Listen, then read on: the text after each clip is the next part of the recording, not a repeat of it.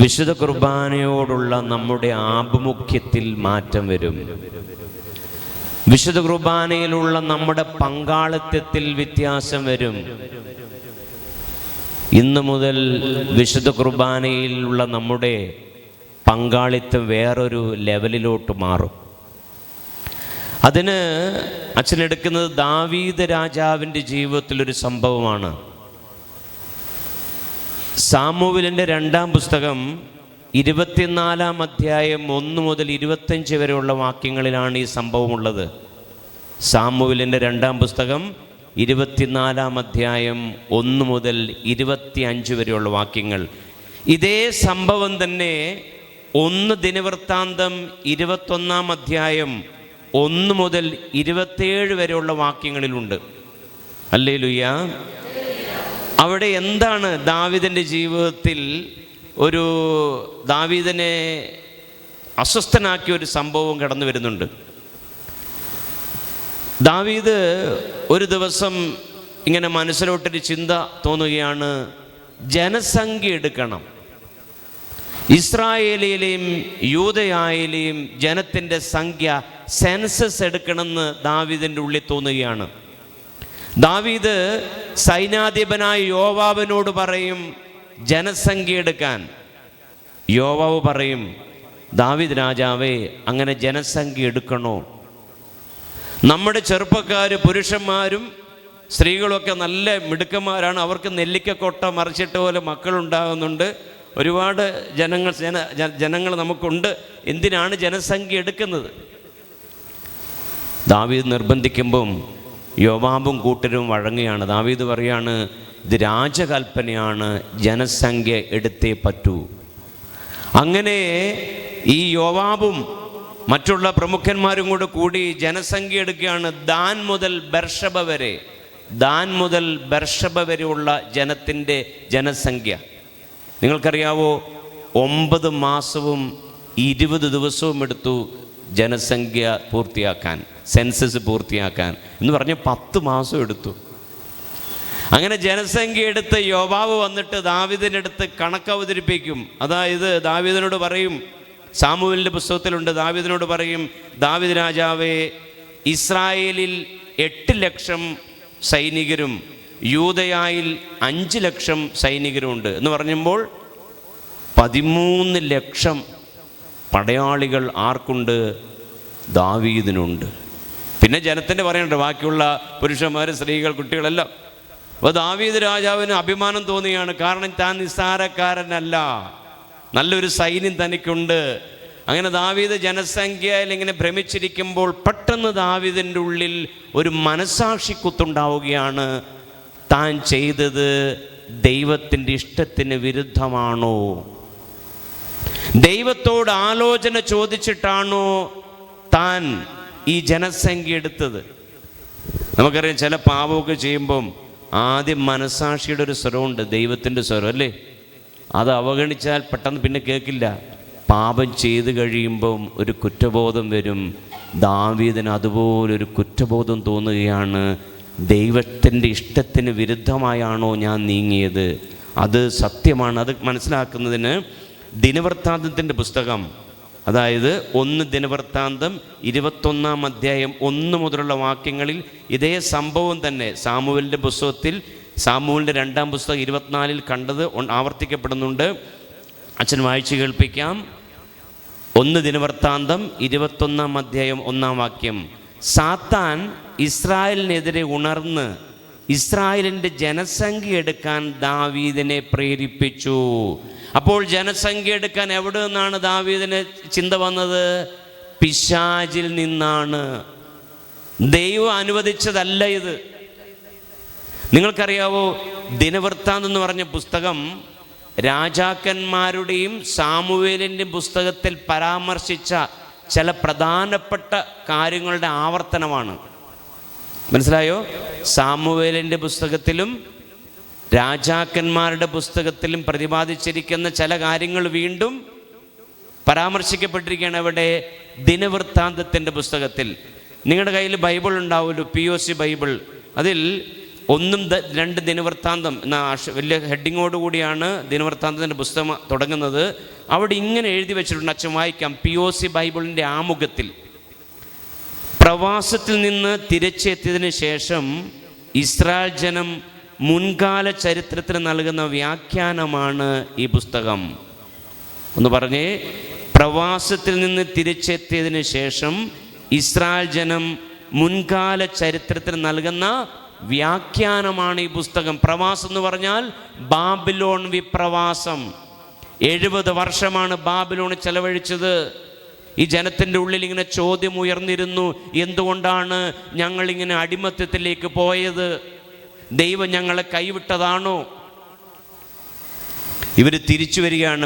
വിപ്രവാസത്തിന് ശേഷം തിരിച്ചെത്തിയ ജനം ഇങ്ങനെ ആലോചിക്കുകയാണ്, എന്തുകൊണ്ടാണ് ഞങ്ങൾക്ക് ഈ ദുരിതം സംഭവിച്ചത്? എന്തുകൊണ്ടാണ് ഞങ്ങൾ അടിമത്തത്തിൻ്റെ നാട്ടിലേക്ക് നയിക്കപ്പെട്ടത്?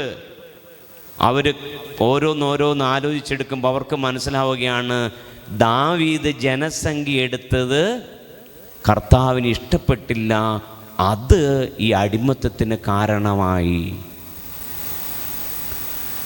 നിങ്ങളൊന്ന് ആലോചിച്ച് നോക്കി, ജനസംഖ്യ എടുക്കുന്നത് തെറ്റാണോ ശരിയാണോ?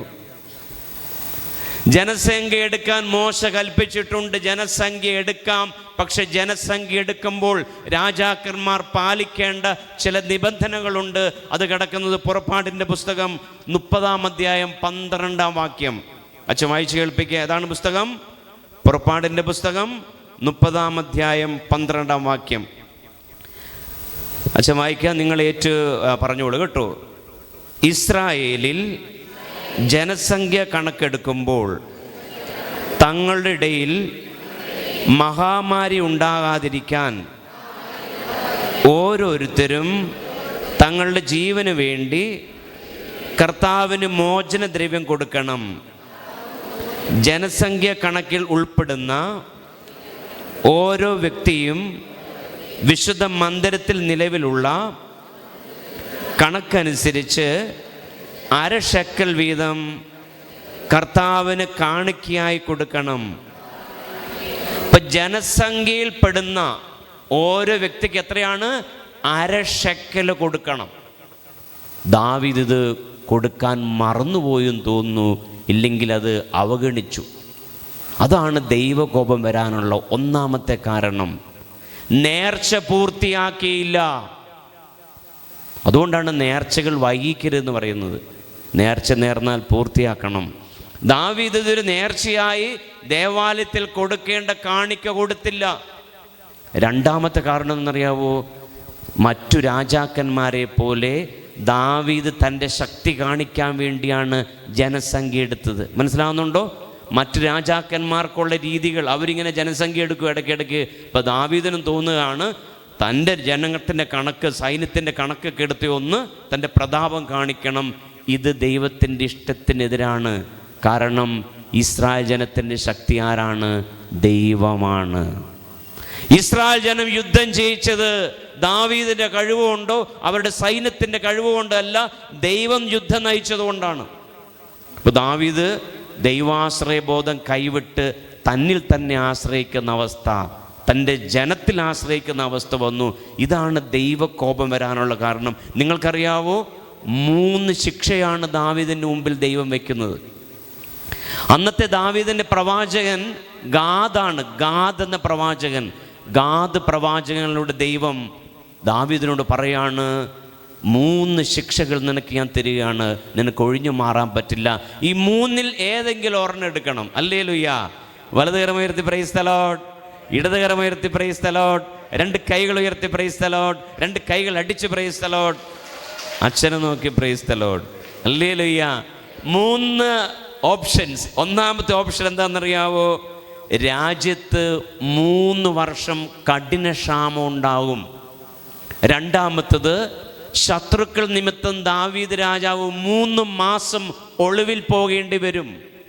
മൂന്നാമത്തെ ഓപ്ഷൻ, 3 ദിവസം പകർച്ചവ്യാധി രാജ്യത്തുണ്ടാവും.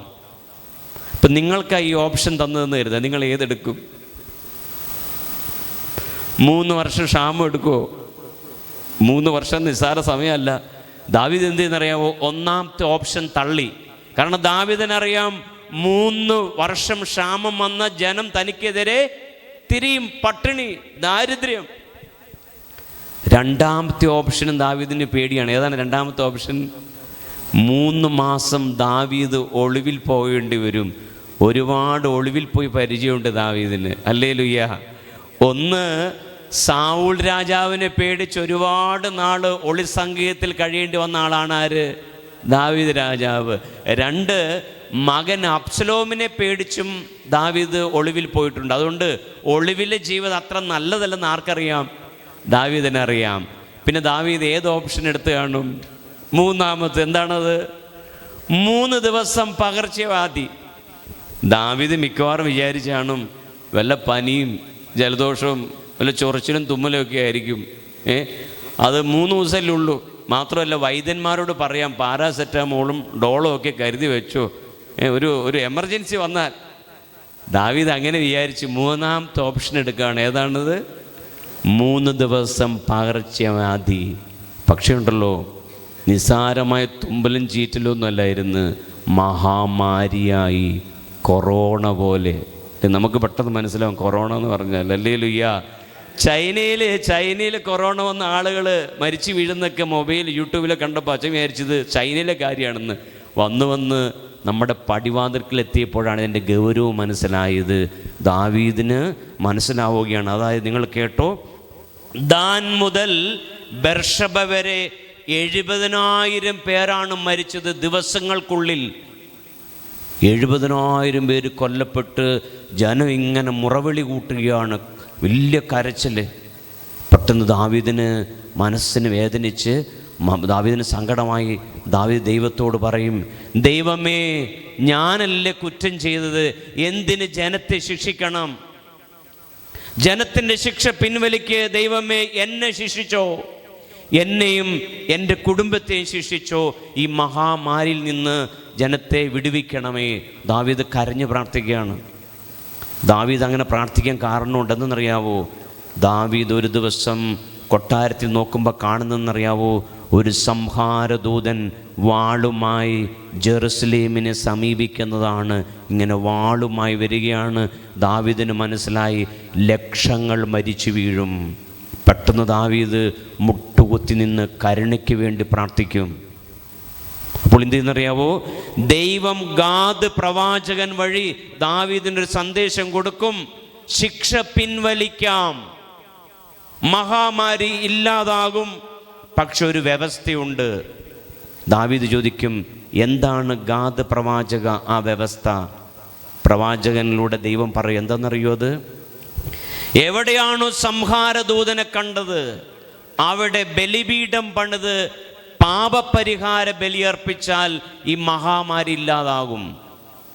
ഈ സംഹാരദൂതനെ ദാവീദ് കണ്ടത് ജബൂസ്യനായ അരവനായുടെ മെതിക്കളത്തിന് മുകളിലാണ്. പേരെന്താണ്? അരവനായുടെ മെതിക്കളത്തിൻ്റെ മുകളിലാണ് സംഹാരദൂതനെ കണ്ടത്. പിറ്റേ ദിവസം ദാവീദ് എന്ത് ചെയ്യുന്നറിയാവോ? രാജ്യത്തിലെ പ്രമുഖന്മാരെയും കൂട്ടി എങ്ങോട്ട് പോകും? അരവനായുടെ വീട്ടിലോട്ട്.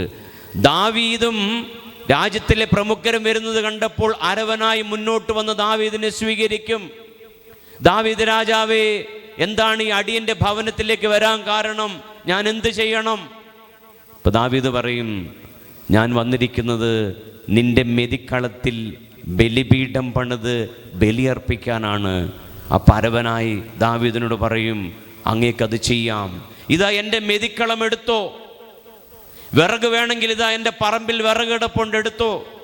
ഇനിയും ബലിമൃഗങ്ങളെ വേണമെങ്കിൽ എൻ്റെ പറമ്പിലുണ്ട്, തൊഴുത്തിലുണ്ട്, അതിനെയും തരാം. ദാവീദെ ബലി അർപ്പിക്കാൻ പറയുമ്പോൾ ദാവീദ് ഒരു കാര്യം പറയും, അത് അച്ഛനെ വല്ലാതെ സ്ട്രൈക്ക് ചെയ്തു. അച്ഛൻ്റെ മനോഭാവം, വിശുദ്ധ കുർബാനയോടുള്ള അച്ഛൻ്റെ മനോഭാവം മാറ്റിയ ഒരു വചനമാണ് ദാവീദിൻ്റേത്. നിങ്ങൾ വലതുകരം ചങ്കിൽ വെച്ച് അതൊന്ന് പറയണം.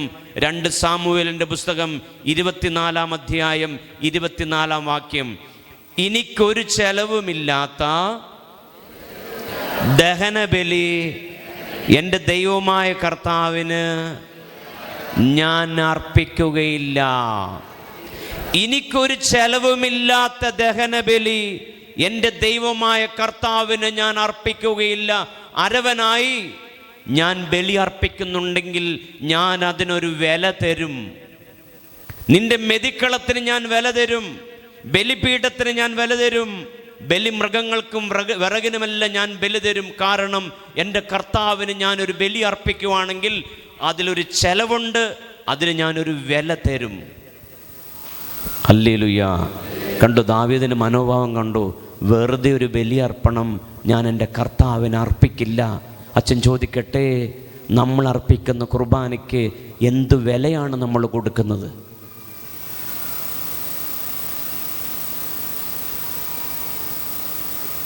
ദിവ്യകാരുണ്യത്തിൻ്റെ വാനമ്പാടി എന്നറിയപ്പെടുന്ന അജ്ന ജോർജ് ഭാവിയിൽ നമ്മുടെ കേരള സഭയിലെ വിശുദ്ധയായിരിക്കും അല്ലേ? നമുക്കറിയാം, കൊച്ചിക്കാരിയാണ്. എറണാകുളം സേക്രഡ് ഹാർട്ട് കോളേജിലെ അസിസ്റ്റൻ്റ് പ്രൊഫസറായിരുന്നു അല്ലേ? ചെറുപ്പത്തിൽ തന്നെ മാരകമായ ക്യാൻസർ രോഗം വന്ന് മരിച്ചുപോയ ഒരു വിശുദ്ധ അല്ലേ? അച്ഛൻ ഇങ്ങനെ വായിച്ചു കേട്ടിട്ടുണ്ട്. ആ മകളെക്കുറിച്ച് ഇങ്ങനെ പറയും, അതായത് കിടപ്പിലായിട്ടില്ല, അത്യാവശ്യം നടക്കാനൊക്കെ പറ്റും, പക്ഷെ ക്യാൻസർ മൂർജിച്ചു. അതായത് ഇവിടെ മുഴുവനൊക്കെ ദ്രവിച്ചു പോയി. ഒരു കണ്ണേ ഉള്ളൂ, വായുടെ അടുത്തൊരു ചെറിയ തുള മാത്രം. കാരണം ഇവിടെ മുഴുവൻ അങ്ങ് പോയി. വയ്യ, അതിന് നടക്കാനൊന്നും വയ്യാട്ടോ. നടക്കുമ്പം ഈ കുപ്പിച്ചിൽ തുളച്ച് കയറുന്ന വേദനയാണ് അജ്നയ്ക്ക്. വികാരിയച്ഛൻ പറഞ്ഞു, മകളെ പള്ളി വരണ്ട, ഞാൻ വന്ന് കുർബാന തരാം. മകൾ കിടപ്പിലായിട്ടില്ല, അത്യാവശ്യമൊക്കെ നടക്കാം. അപ്പം അച്ഛനെ പറഞ്ഞു, വികാരിയച്ഛാ, ഞാൻ നടന്നു വന്ന് ബലിയർപ്പിക്കും, ദേവാലയത്തിൽ വന്ന് ഞാൻ ബലിയർപ്പിക്കും. നിങ്ങൾ ഓർക്കണം, എന്താണ്, മുട്ടുസൂചി തുളച്ച് കയറുന്ന വേദന നിസാരമായ വേദനയല്ല. ആ വേദന വെച്ച ആ മകള് പള്ളിയിൽ പോയി വിശുദ്ധ കുർബാന സ്വീകരിച്ചു. ആ മകള് വിശുദ്ധ കുർബാനയ്ക്ക് കൊടുത്ത വില എന്തെന്നറിയാവോ? അവളുടെ ജീവിതമാണ്, അവളുടെ ആരോഗ്യമാണ്, അവളുടെ സമയമാണ്. അത് കേട്ടപ്പോൾ തോമസ് അച്ഛൻ ചിന്തിച്ചു, തോമസ് അച്ഛൻ അർപ്പിക്കുന്ന വിശുദ്ധ ബലിയേക്കാളും വിലയുണ്ട് ആ മകളുടെ വിശുദ്ധ ബലിക്ക്. ഈ ആശ്രമ ദേവാലയത്തിൽ എല്ലാ ദിവസവും കുർബാനയ്ക്ക് വരുന്ന ഒരു വൃദ്ധ ദമ്പതിമാരുണ്ട്. കുടുംബനാഥന് 90 വയസ്സ്, കുടുംബനാഥയ്ക്ക് 88 വയസ്സ്. കഴിഞ്ഞിടയ്ക്ക് കുടുംബനാഥയെ കാണാനില്ല, കുടുംബനാഥൻ മാത്രമേ വരുന്നുള്ളൂ. ഞങ്ങൾ അച്ഛന്മാർ വീട്ടിൽ പോയി. ആ അമ്മയ്ക്ക് സുഖമില്ലാതിരിക്കുകയാണ്, 88 വയസ്സുണ്ട്. ഞങ്ങൾ ചെന്ന് പ്രാർത്ഥിച്ച് തിരിച്ചു പോരാൻ നേരത്ത് ഞങ്ങൾ അച്ഛന്മാർ അങ്ങോട്ടും ഇങ്ങോട്ടും പറഞ്ഞു, ഇത്രയും ദൂരത്തിൽ നിന്നാണോ ഈ വൃദ്ധ ദമ്പതിമാരെല്ലാ ദിവസവും കുർബാനയ്ക്ക് വരുന്നത്? അവർക്ക് വാഹനമൊന്നും ഇല്ലാട്ടോ പള്ളി വരാൻ, നടന്നാണ് പാവങ്ങൾ വരുന്നത്. അവരുടെ ആരോഗ്യം വെച്ച് അവരുടെ വീട്ടിൽ നിന്ന് ഈ ആശ്രമ പള്ളി വരാൻ 40 മിനിറ്റ് എടുക്കും എല്ലാ ദിവസവും രാവിലെ. പെരുമഴയത്ത് അവർ കുർബാന മുടക്കില്ലാട്ടോ. നല്ല തണുപ്പുള്ള പ്രഭാതത്തിലും കുർബാന മുടക്കില്ല. ആ വയ്യാത്ത വൃദ്ധ ദമ്പതിമാര് വന്ന് ബലിയർപ്പിക്കും. അവര് വിശുദ്ധ കുർബാന കൊടുക്കുന്ന വില എന്ന് പറയുന്നത് അവരുടെ ജീവനാണ്, ആരോഗ്യമാണ്. അന്ന് വീട്ടിൽ പോയി തിരിച്ചു വന്നപ്പോൾ തോമസ് അച്ഛൻ്റെ മനസ്സിൽ ഇങ്ങനെ ഒരു വേദന വന്നു. തോമസ് അച്ഛൻ്റെ മുറിയിൽ നിന്ന് ദേവാലയത്തിലേക്കുള്ള ദൂരം 20 മീറ്ററേ ഉള്ളൂ. അച്ഛൻ ചിന്തിച്ചു, തോമസ് അച്ഛൻ അർപ്പിക്കുന്ന ബലിയേക്കാളും വിലയുണ്ട് ആരുടെ ബലിക്ക്? ആ വൃദ്ധ ദമ്പതിമാരുടെ വിശുദ്ധ ബലിക്ക്. ഒന്ന് ഓർത്തു നോക്കിക്കേ, നിസ്സാര കാരണത്തിൻ്റെ പേരിൽ കുർബാന മുടക്കുന്നവരല്ലേ നമ്മൾ? ചെറിയൊരു പനി, ചെറിയ ക്ഷീണം, അങ്ങനെ മാറ്റിവെക്കേണ്ട ഒന്നാണോ വിശുദ്ധ കുർബാന? Hallelujah, hallelujah.